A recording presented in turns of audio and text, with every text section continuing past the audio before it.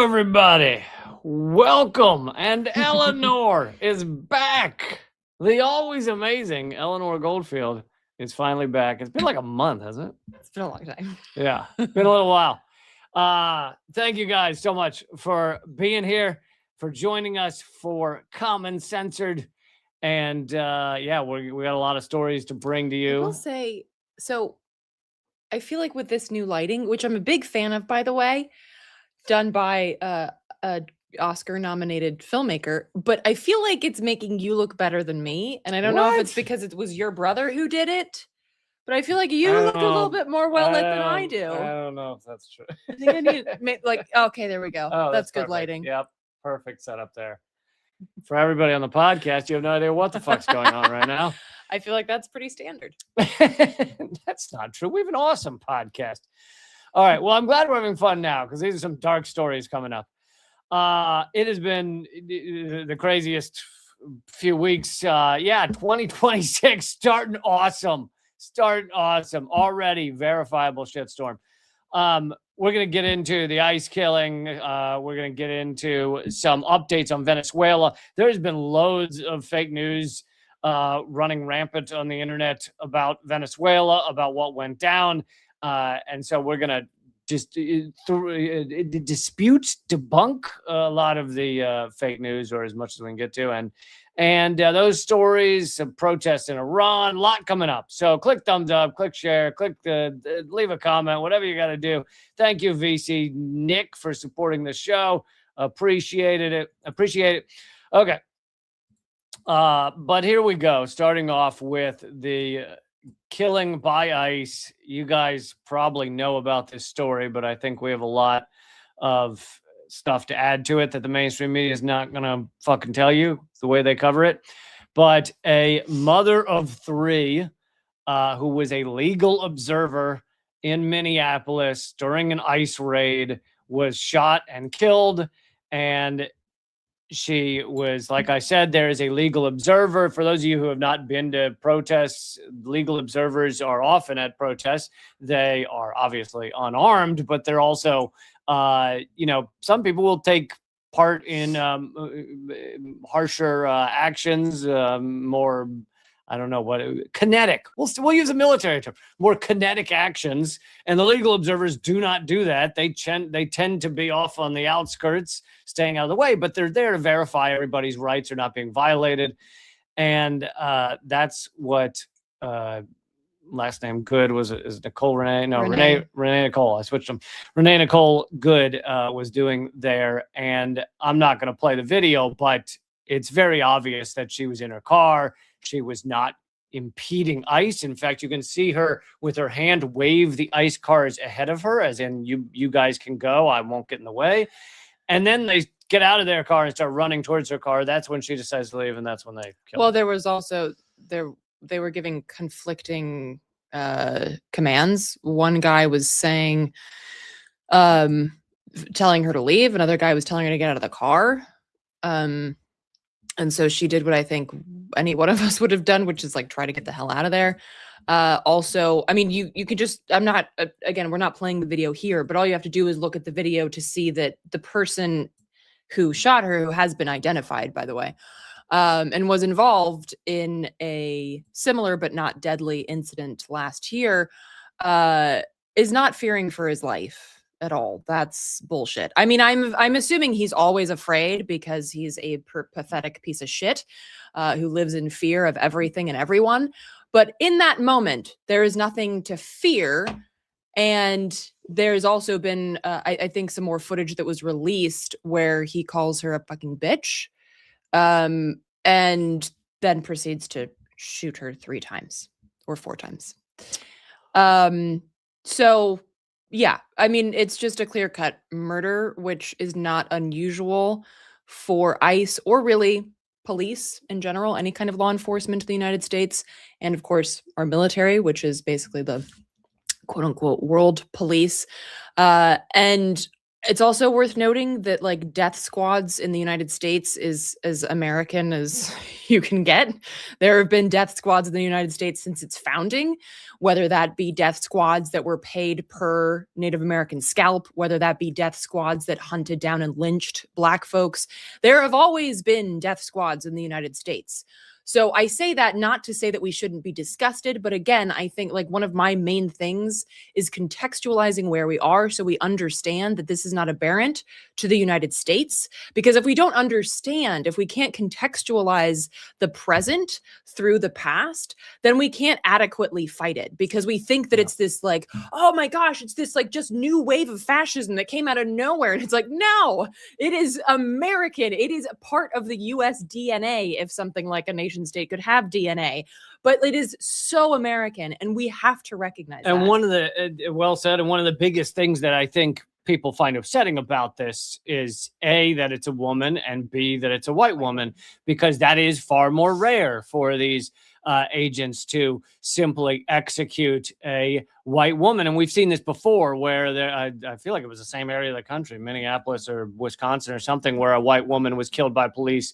And that was national news, because that type of thing happens far more rarely. However, police killings, ICE killings, they happen a lot in the United States. In fact, when you take the Lancet Medical Journal's study showing we ignore 55% of all police killings are not registered as police killings, someone is being murdered by police in this country every 3 hours of every day. Now, if you just take the official stats, someone in this country is being murdered by police every 6 hours of every single day.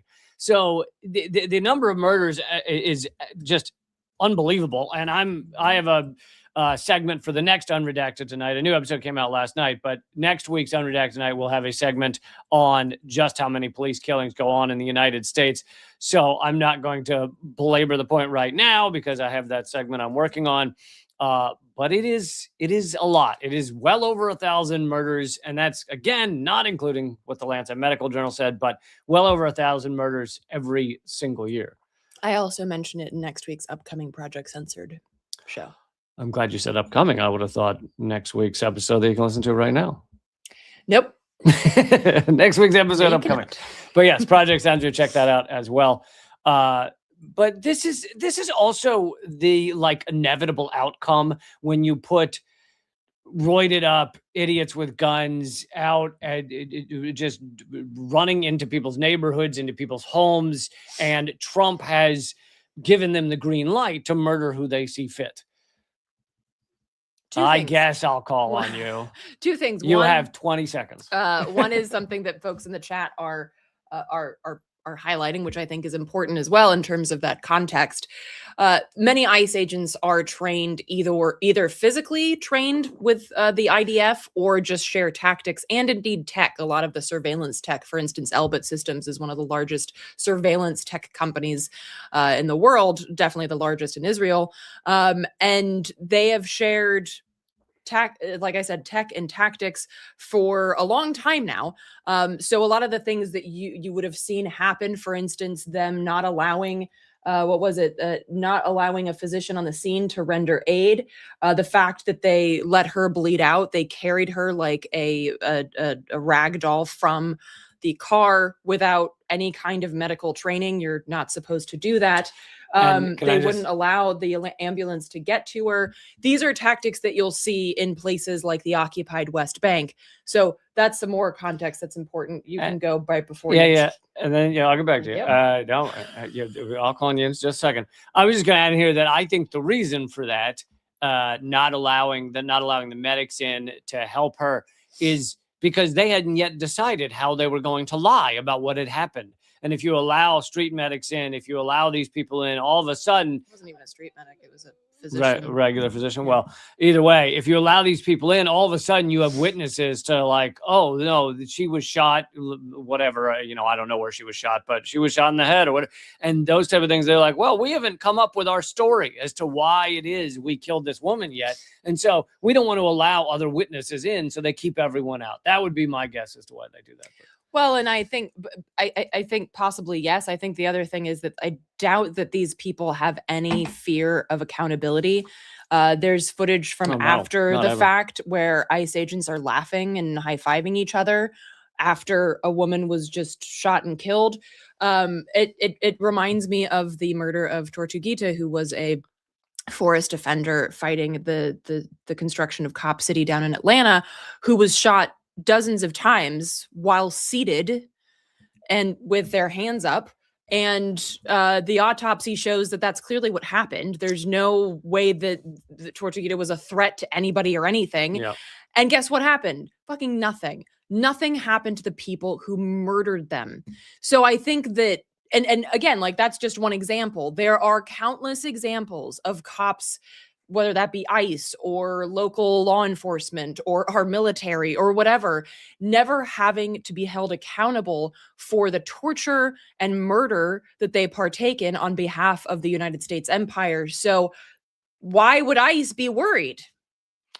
And also in my upcoming statement on Unredacted Tonight, the percentage of police actually convicted of murdering someone or convicted of something connected to their murder of someone is 0.08%.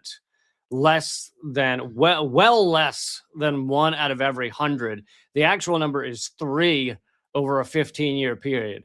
Because it's more than that have been, put on trial or had some kind of charges, but they all either get pushed away or ignored or overturned or whatever. So it's 3 over 15 years.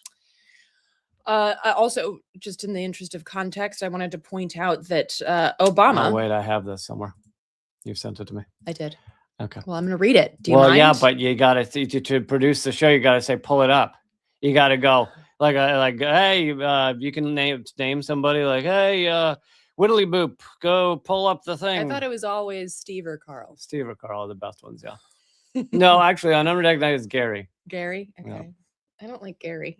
I think I'm going to go. I don't like him either. He sucks. He's always pulling up the wrong thing. Okay. Obama inherited ICE as a fledgling agency, increased its budget 300%, established a nationwide network of detention centers, and expanded the Secure Communities Enforcement Program from 14 counties under Bush Jr. to all 3,181 jurisdictions across the United States. And Obama's ICE director, Thomas Homan, is now Trump's border czar. Under Obama, Homan introduced the idea of taking children from parents as a tactic to discourage migration. Obama gave Homan a presidential award, saying, quote, Thomas Homan deports people and he's really good at it, end quote. That was under Obama. We gotta, and like, it's one of the highest awards. You give him one of the highest awards you can get.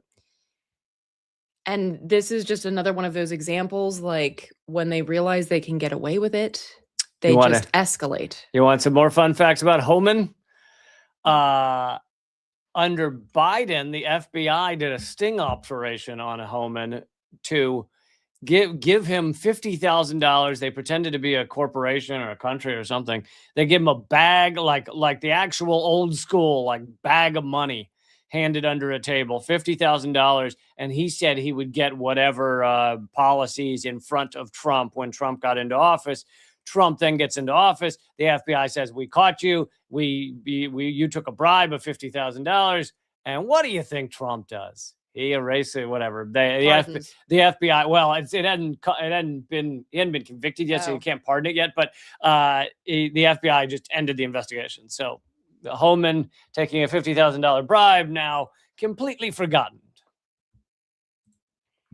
I'm guessing he didn't have to give that money back either, huh? That's a good question. I don't know. And by the way, the latest numbers are that the police have murdered 1,300 people in the United States last year, the entirely last year. Again, Lancet Medical Journal, and this was not like a one-off study. They studied in-depth numbers over many years and found that 55% of all murders by police are not written down as murders by police. They're written down as things like asphyxiation or man ran into bullet or whatever. So 55%. So basically, anytime you see a number like 1,300 people murdered by police last year, double it. So All right. Well, let's get into this is not the only thing that happened. Police brutality and Yeah. killing in the last couple of days. The day after Renee was murdered. Yes, police shot 2 other people in, or federal Or agents. ICE did. Federal agents. Oh, was so it it's been saying CBP? it's been saying federal agents and not ICE. So, okay. I don't know specifically which department. Federal agents. It just says. Reportedly shot 2 people in Portland, Oregon. Now everything I've been reading says they're wounded, so I'm assuming so far these people have survived. Trump is trying to play it off. Trump and his goons are trying to play it off as these were gang members, undocumented gang members. Now, also, even if they were, which I don't think there's any evidence they were, but even if they were gang members, even if they were card-carrying gang members, guess what? You can't just shoot someone for being in a gang. I know it, and you see this with like with posts about Renee, like, oh, she was a mother and she was really nice, and it's like, even if she wasn't, even if she hated kids, like, still does not give you the right to shoot her in the face, like the, and you see this kind of like this idea of a meritocracy, like show up in other ways, like, oh well, you know, we don't want to give a universal basic income to addicts. It's like, so people should not have basic needs met if they have addiction problems. Or everyone should not have basic needs met because addicts exist. Like, well, what? that too, but it's like, just because somebody's struggling with addiction, somebody has struggled with mental health, somebody has been an asshole, like, we give war criminals medals and multiple houses and private jets, and yet you're telling me that somebody has to prove that they're fucking Mother Teresa, who, by the way, was not Mother Teresa, just in order. Oh, that's a great Yogi Bearism. By the way, did you know Mother Teresa wasn't even Mother Teresa? And I'm not saying she wasn't who she said she was. I'm just saying that she was not all that. No, she wasn't who she says she was. You are correct. Yeah. But the idea that somebody should have to prove that they're some kind of fucking saint in order to get basic needs met is a total bullshit capitalist scam. Yes. And on top of that, more federal agents trying to kill people across our nation is what just happened in Portland, Oregon. And again, this is what happens when you have zero accountability. All of these officers think that they can shoot people and there's no ramifications for it. So therefore, they have one tool. They have one tool that they use when someone is in their way or getting away, and it is to fire their gun. And that is what they're doing across this country. And it's fucking horrifying. And it's like, again, like, both things can be true. Like we were just saying, this is not new. These police officers across our country have been murdering people every year under Biden, under Obama. It hasn't changed like that. However, also to be true is these people can be quicker to fire because there's a kind of a full frontal fascist in office telling them they should be shooting at more people. Like, both those things can be true. And awkward silence. Well, I often try and throw an amen to you. Okay, amen.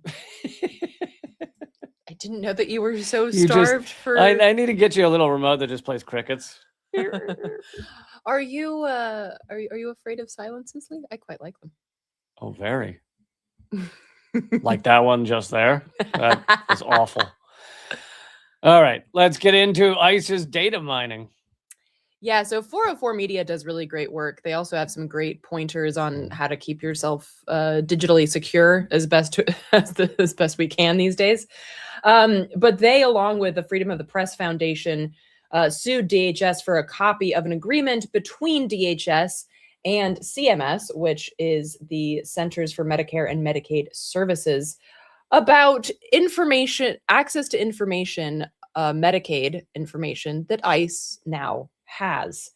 And they basically found that the information that they have access to concerning identity, location of migrants in the US, address, telephone number, banking information, including routing number, account type, account number, email address, IP address, and other information. And of course, ICE's argument is like, well, we need help finding people. JD Vance just today said that I should be doing door-to-door knocking, which is like literally what SS did. I mean, I don't mean Secret Service. I mean the Nazi SS. But it's kind of fun how those two have the same acronym. So basically, this now means that ICE has access to Medicaid data, and of course, if you understand how migrants are consumed, let's say, by this nation, you'll realize that most of them live in poverty and are therefore. There are quite a few of them that are in the Medicaid system. So it's a very powerful way of tracking these folks. This is also what Doge was doing, right? Is data mining Social Security and everything else. I'm yes, sure. I don't know, but so basically this is the situation as of now. And again, as I've mentioned before, you should look to how the state treats prisoners, migrants, non-white folks in general, basically all the second-class citizens. Look at how they're treated, because that is a testing ground, right? And so the fact that they're mining all of this information in order to target and kidnap people and disappear them means that it's all the much easier to do that for anyone. And of course, the people that aren't undocumented but have Medicaid, like I used to have Medicaid, ICE would have my information and then share that with, I don't know, fill in the blank law enforcement agency. It's like, this is, even if you didn't care about migrants, which what the hell's wrong with you? If you just cared about yourself, this is remarkably twisted and grotesque to have this kind of information shared between healthcare and the state. Okay, let's move on to Venezuela and debunking some of the bullshit that's been circulating online. Most of you know the general story of the kidnapping of Maduro. I've already done a couple live streams on it. Eleanor also has done interviews on Project Censored. You should check out. Airing next week, which is in the future, as you let us know earlier. Although if you're listening to the podcast, it's not in the future. So once you're done listening to this podcast, go to Project Censored. So don't forget, every time you listen to the podcast, check the past as well. That's deep, man. Yeah, I thought that was pretty deep. And Mother Teresa wasn't Mother Teresa, so that's crazy. Doing that callback all throughout the show today. That is the tagline for today's show. We're selling the t-shirts. So to begin with, you know about the kidnapping of Maduro, you know about the U.S. operation. Some of the details, it obviously takes several days for a lot of the details to come out. But and by the way, Trump is meeting with oil executives immediately. He has admitted this is about getting the oil, as have other people in the Trump administration. But some things I think we should discuss. One is that no, Delcy Rodriguez is not part of the U.S. operation or whatever, and the bullshit circulating about that is just a U.S. psyop, or it's just downright idiots online. Well, they're trying to get the Venezuelan people to distrust her, but as my guest Leo Flores points out in the episode that's airing next week on Project Censored, she has a remarkable history in the Venezuelan revolutionary political space. So she has proven time and time again whose side she's on. And the U.S. consistently underestimates the intelligence of the Venezuelan people, which is not surprising because the U.S. empire is racist and itself an idiot. So it kind of projects that onto the rest of the world. But the Venezuelan people are well aware of what the U.S. is trying to do here, trying to make it look like, oh, well, we were working with Delcy Rodriguez behind the scene. And the Venezuelan people are like, no, that's dumb. No, you weren't. And her father, as they put it, was a martyr for the revolution. All of this is to say that the Bolivarian Revolution continues in Venezuela. Whether Venezuela, under the pressure of a gun to their heads, has to sell oil to the United States, has not stopped the socialist system from continuing in Venezuela. The system continues. There hasn't even been a coup in the government that is ruling things. Maduro's government continues to rule Venezuela. But all of these things are being said and being spread around online in order to sow confusion. But yeah, a lot of people need to understand that the revolution that took over Venezuela with the beginning of Chavez in the 90s continues. And the other thing that a lot of people have been saying is Venezuela didn't put up any fight at all, which is more bullshit. Yes, they were up against a ridiculously more powerful military. How do you fight back against airstrikes? $1 trillion a year spent on our military. Apparently, a lot of the bombing around Caracas, which, by the way, we just bombed innocent people in Caracas. They're saying probably 100 people were killed. Some of those in the presidential palace, some of them not. But a lot of the bombing was apparently done as a distraction. Then the U.S. was able to shut off using, electronically, using various technologies, able to shut off almost all communication within Caracas, so the military couldn't communicate with itself. And then they go into the palace, the presidential palace, and they kill lots of people. So if they're not fighting back, then why are all these people getting killed? 35 of them were Cuban revolutionaries who basically volunteered to help bring increased security for Maduro. And obviously it didn't work and they were murdered. But this is not something to celebrate. Like you turn on our mainstream media and they're just celebrating kind of this militarism and look at how effective our military is. And these are supposedly, like, I'm not even talking Fox News. I'm talking like CNN and shit, want to both question the legality of what went down and then also go, but isn't our military awesome? Look at what they just did. They can commit war crimes better than almost anyone. It's so fucking gross. Who was that piece of shit that was talking about that huge bomb that Trump dropped? It said it was gorgeous.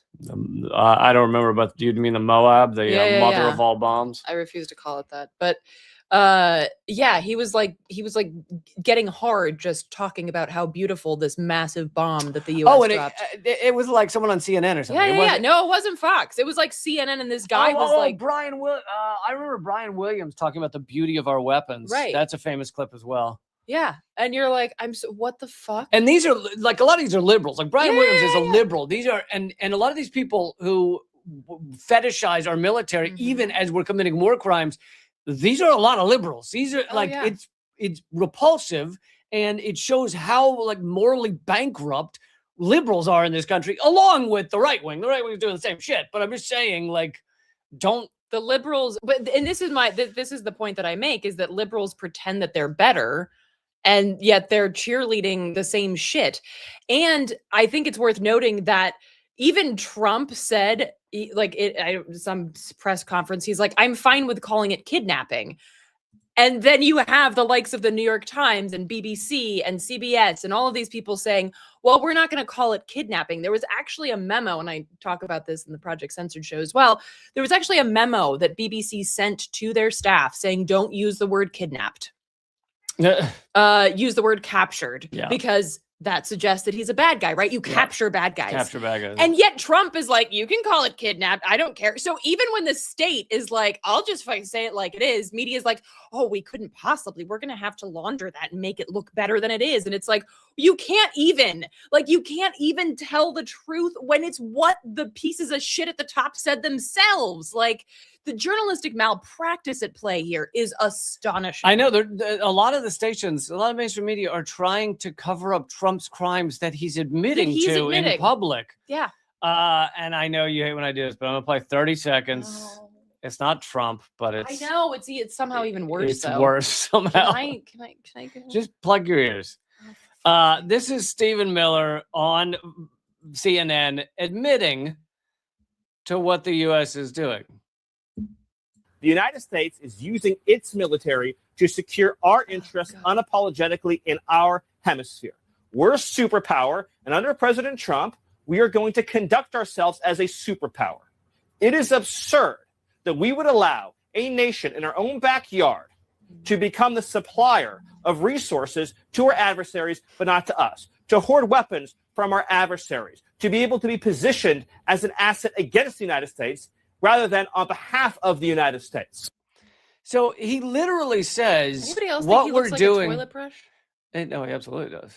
Okay. With a condom on it.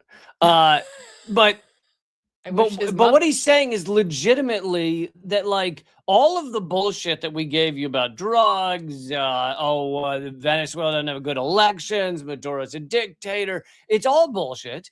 And he's saying we have a lot of power, we're very strong, and they have stuff we want. Like, you take what he just said and shrink it down, it's we are strong and they have stuff we want, like oil and resources. Like, they are admitting it. So can we stop the bullshit being said by the man standing next to him, like Jake Tapper, CNN, MS, whatever it's called now, multiple sclerosis now, all these fucking garbage outlets, but PBS, New York Times, oh, it's about the drugs, it's about he's a dictator, it's about, really? Because they're saying we have power and they have stuff we want. Literally. Fucking literally. So just shut up. Like, they're refuting you about what they're saying. Like, it's just unbelievable. And the U.S. empire has gotten to this point. And to me, what this shows is the U.S. empire is desperate. You are desperate when you are just like, we just kidnap the guy and steal the oil. I don't know. What else are we going to fucking do? Like, they're out of ideas. It's desperate, but it's also showing like the state of the empire in terms of ripping the mask off and just being like, look, we're going back to our fascistic roots. We are just going to go full speed ahead and stop. Like, and I think he actually says, like, nobody's going to engage us militarily over Greenland or something. He says that. And he's basically saying, like, come at me. What are you going to do about it?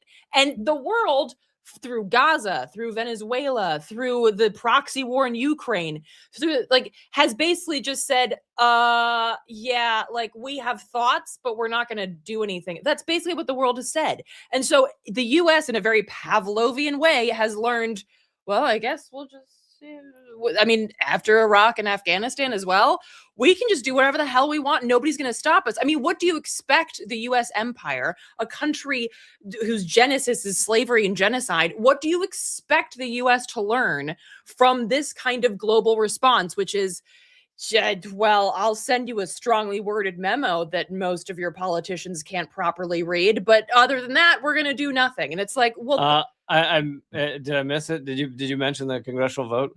No, I haven't yet, but holy shit, that's another Cracker Jack example. For those of you who missed it, Senate stepped up and voted to not allow Trump to do any more military actions in Venezuela. And you're like, wow, that's great. Well, guess what happens next? If the House approves it, then it goes to Donald Trump. And guess what he gets to do? Veto it. And then if he vetoes it, they'd have to override the veto, which they don't have 2/3 majority. They don't have anywhere near the votes to do. So literally, Congress's role in these war crimes is just after the fact saying we'd really like maybe to stop. And they can't even do that, is the point, because it was a pretty narrow. And by the way, this didn't pass it in like it passed it to go to a debate. So next week it will be debated upon and then potentially passed by the Senate and then sent to the House. So like this shit did, like, even when it's just a question of this philosophical, like, hey, would you like the power to tell Trump to not do the thing? Even then our Congress is like, you know what? I don't know. Can I think about it? I don't know. Even then. Yeah. Congress has lost all power. And it goes to show, and we've been saying this for years and years, that we were setting up a dictator's toolkit it just needs to be picked up and used appropriately. And here we are. So Congress has little to no power, but also most of Congress supports this fascism. So it's just repulsive in a multitude of ways. Let's also just highlight here, while we're talking about Venezuela, that in our bombing to distract them. By the way, it was fake news. John Kiriakou mentioned it in my interview with him, but it turns out it was not true that people were saying we had bombed Chavez's tomb.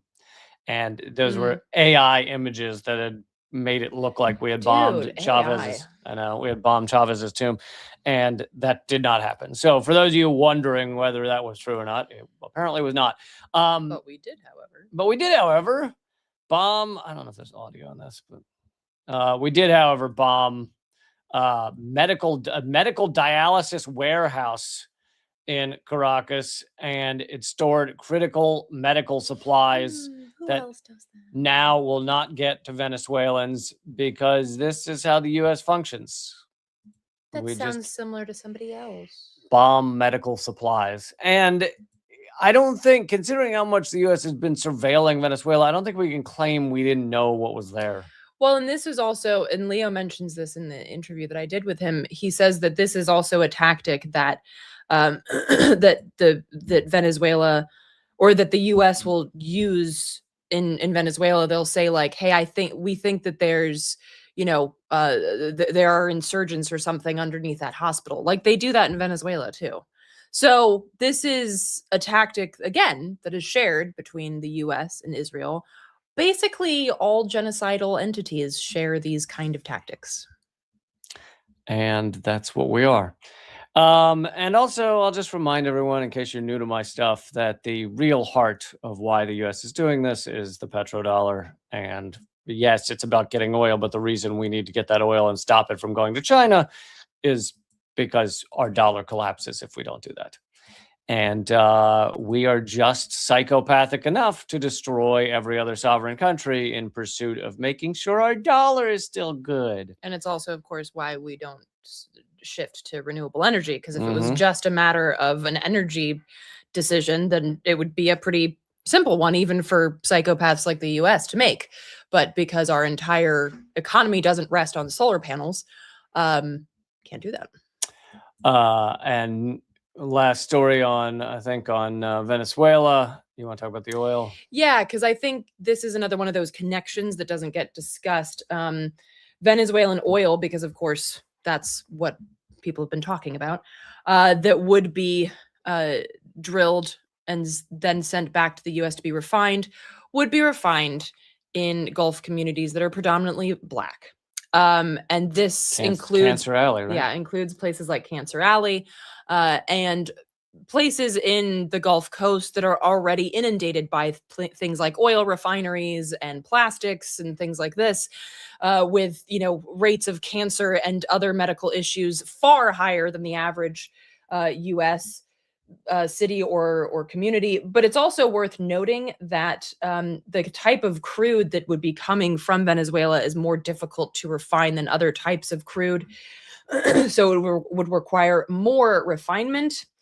And I also wanted to point out that there was a report back in August of last year that found that every year in the United States alone, this isn't globally, just in the United States, 91,000 people die prematurely every year due to pollution events from the country's oil and gas industry. So that's just oil and gas. We're not talking about coal, just oil and gas. And Black and Asian people are most likely to experience these negative health outcomes from oil and gas. And just in case you're a psychopath and thought that, oh, but this means that gas will be cheaper, also not true, because experts point out that the gains from such a move of bringing Venezuelan oil over to the U.S. to be refined would in fact go to oil companies' bottom lines and not to you. So literally, you get nothing from this. So just another reminder as to why war for oil or any kind of war of imperialist aggression is a shit idea for everyone. And like if you didn't understand the petrodollar aspect of this, you might wonder, like, isn't the world shifting away from fossil fuels? Isn't there some movement towards renewables around the world? Don't we need to do that in order not to all die from climate crisis? And so you would wonder, like, isn't it risky for the United States or these oil companies to go running to Venezuela to get this crude that's tough to refine and put all their dollars in a 10-year, 20-year long run to pump this oil? Well, that would be true if you didn't understand that the most powerful, in many regards, country in the world needs the world to keep running off of fossil fuels in order for the dollar to remain strong. So the most powerful country in the world, in some ways second to China, is crushing renewable options. I mean, Donald Trump's declaring war on anything that even remotely mentions climate change in Europe, across Europe, all renewables, anything. And they also are part of the reason they're invading Venezuela right now, or attacking Venezuela, is to also just stop them from selling oil to China, because that's outside the petrodollar. Okay, let's do a quick update on Gaza, because we need to remember that Gaza continues to be a genocide, whether this horror show is happening in Venezuela or elsewhere. So we're going to do a quick update there. Before I do that, want to remind everybody to click thumbs up, click subscribe. We are incredibly suppressed. We hope you will also check out this is also a podcast. If you're watching the visual version, it's also a podcast called Censored on all your podcast platforms. What else? I have a new episode of Unredacted Tonight that came out last night, the first one of the new year, and you can watch it for free on YouTube or my Substack or wherever you want to watch it. And I hope you'll check it out. Unredacted Tonight. And Project Censored is wherever you listen to podcasts, but it's also up at projectcensored.org. Okay, let's do some Gaza update here. Yeah, so basically, Israel has ramped up its bombings and targeted killings in Gaza. So between last night, so we're recording this January 9th, Friday. So last night, from Thursday into Friday, Israel's bombing killed at least 14 people, including 5 children. The strikes hit displacement tents in Khan Yunis. Schools turned shelters in northern Gaza, and homes in the Nusrat refugee camp in Gaza City. As of now, officially, and again, I'm going to keep saying it, every official number is an undercount. Israel's now officially killed at least 424 people in Gaza since the so-called ceasefire took effect in October. And this includes targeting people as they try to return to their homes across that constantly moving and arbitrary yellow line. The IMEU also pointed out that Israel is still starving Palestinians in Gaza, letting in less than a fifth of the agreed upon food trucks. Israel also is blocking vital medicine, medical equipment, fuel, and shelter supplies, the latter of which is causing dozens, particularly infants, to die of hypothermia. And those are not included in the direct death toll. And on top of that, the theft of land in the West Bank has ramped up. The so-called settlers, land pillagers, continue to steal land, and it's becoming easier and easier because there's zero accountability. There's no one for the Palestinians that live there. There's no one really they can call to defend them. So it's really egregious. And of course, Israel's made it quite clear that their aim is to annex, which is the polite term for steal, the West Bank. Their aim is to annex, polite term for steal, Gaza, and ethnically cleanse the whole area. Also, if you'd like to hear more about Israel's, I guess, their desperate flailing, one might call it, I did a really great interview with Shir Haver last week. So that's up on Project Censored as well. And he's a great guy. Okay, let's talk for a moment about the protests in Iran, where the U.S. U.S. and Israel desperately want to do anything that brings down the Iranian government.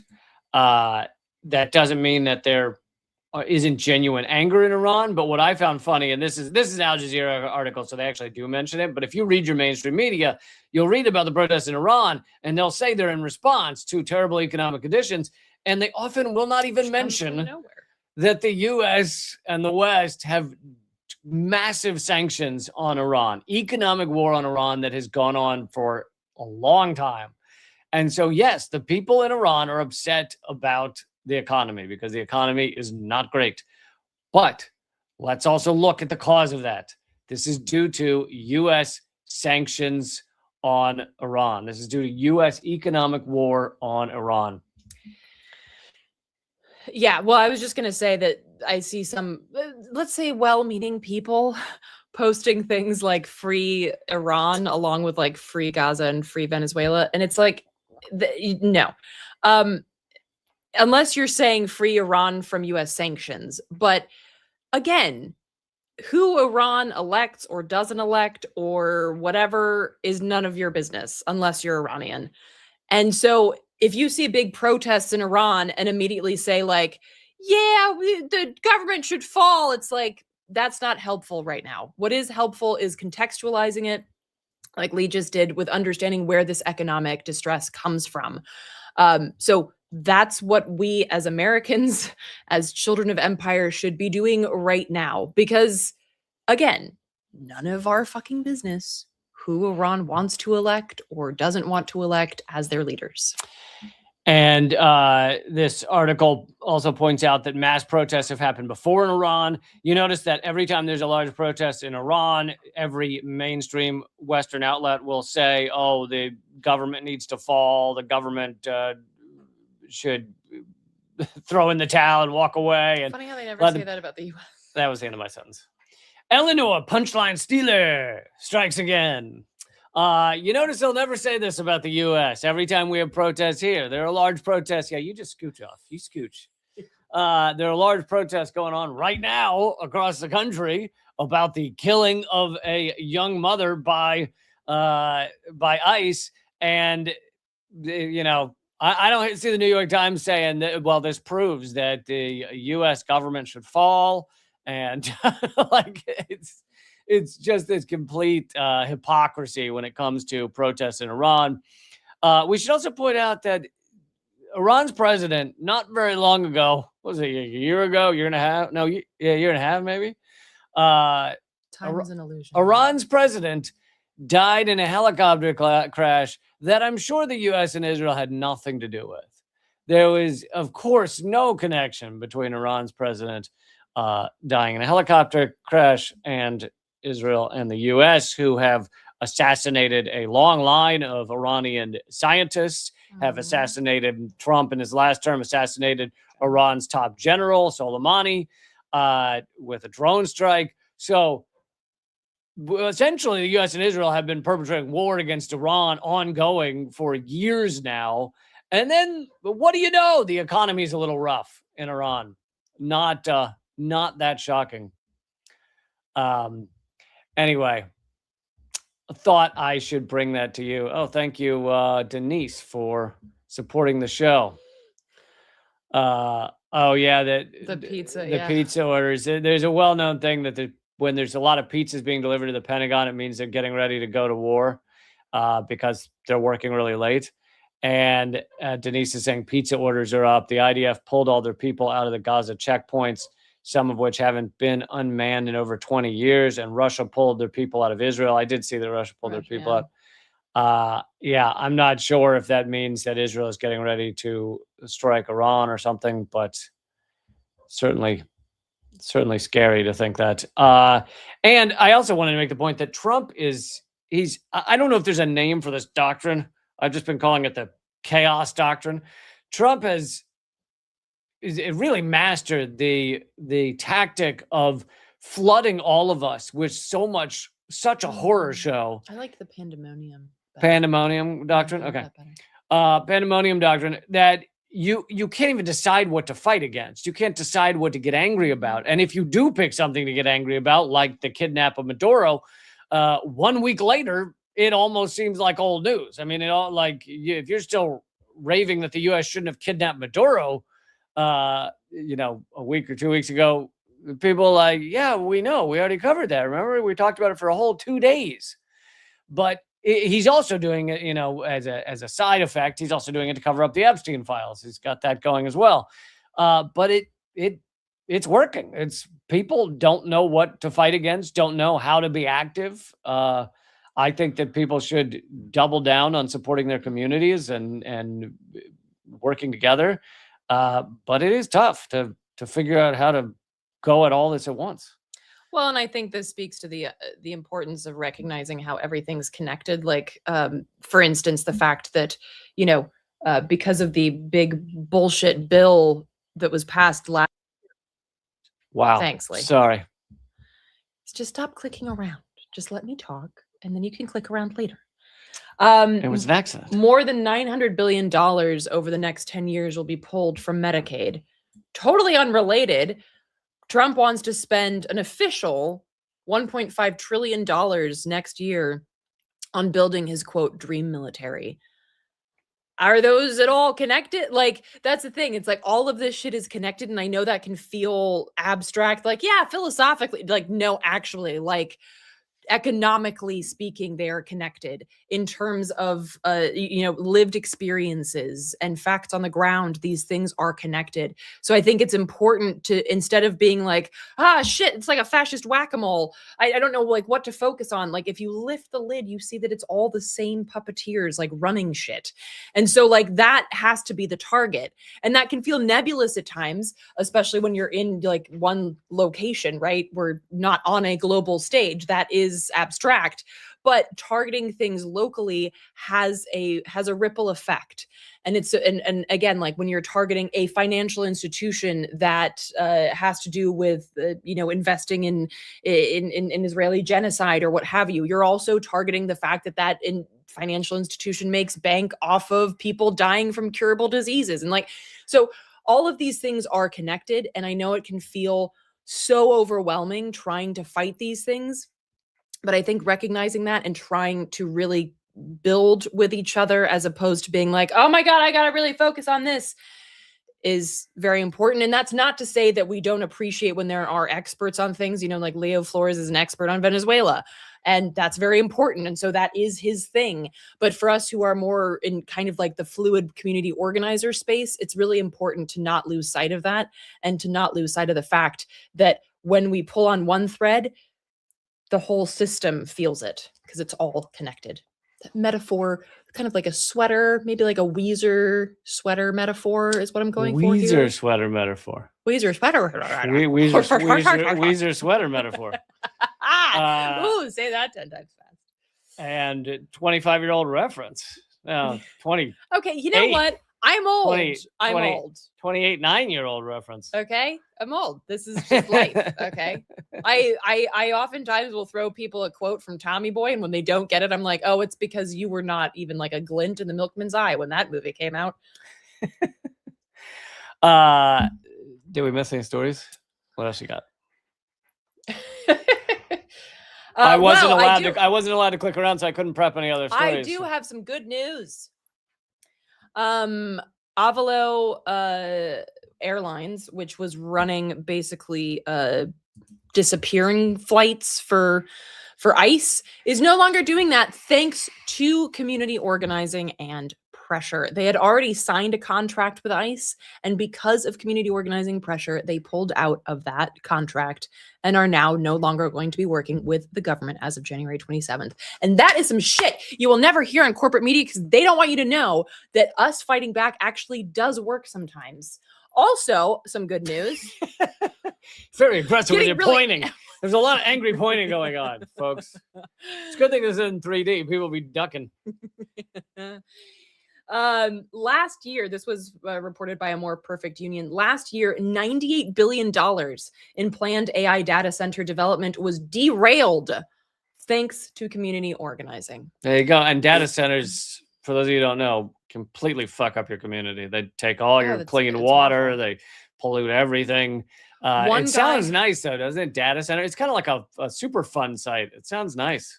One guy in Kentucky, this really adorable looking farmer, was offered $8 million for his farm to build a data center. And his response was, you can't buy happiness, and told them to go F themselves. Nice. Amen. And this is also why community organizing in terms of like political education is so important. Because the way that they're going to try to sell this to you is like, hey, let us buy your farm for this exorbitant amount of money. And a data center, it's so important, right? You're going to be on like the cutting edge of the information revolution. And like, don't that feel good? And they're going to try to dress this shit up. And so it's so important to really educate each other about these things, not like the nuts and bolts. Like, I don't know anything about the actual like binary code or whatever the hell, but like the broad strokes of why data centers are fucking horrific is so important. I can also recommend on Substack Data Center Watch.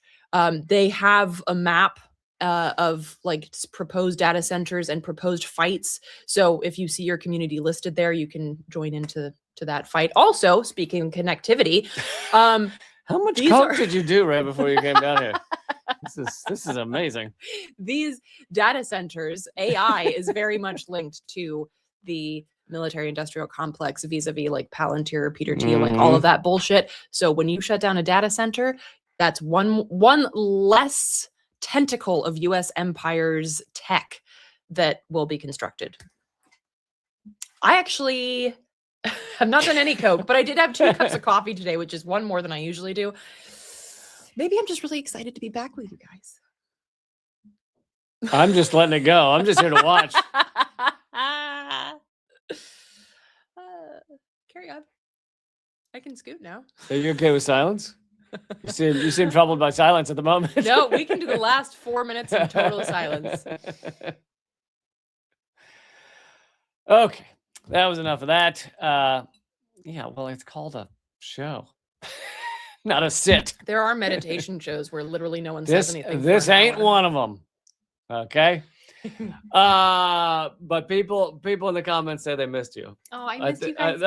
I think they missed someone shitting on everything I'm saying. But what? I yes and you more than that's not true. When I said Weezer sweat or something, you made fun of it. That's my form of yes anding.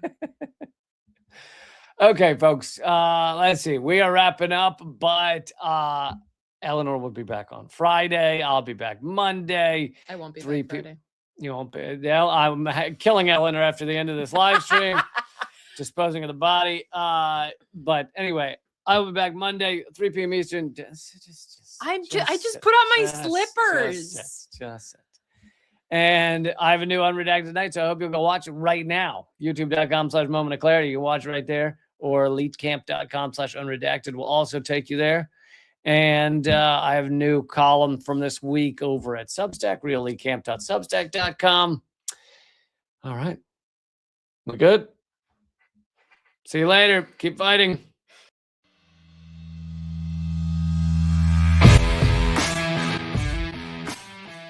Well, brother, I salute you, though, man. You're one of the few that bring together this tremendous artistic talent and still be in such deep solidarity with oppressed people.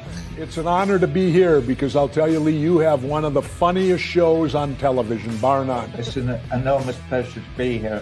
While I was waiting, I was leafing through your wonderful book. The same to you. I love your show. Be happy to come back anytime. Lee, this is one of the great honors of my long career, just to be in the same earth with you. I'm sure. We're just so blinded. We have so many blinders on because our society doesn't want us to know things. And so it takes shows like your show, and it is clearly designed to eradicate. Hey, good to see you. Hey, Jill, how are you? Julian, thanks for joining me. Honor to have you, brother. Consumerism is a theory that people should behave this way to help each other. It's not. Mr. George Galloway, thank you so much for joining me in these dark times. Always a pleasure, my friend. Thank you so much, Lee, for having me on. Keep fighting. Ha.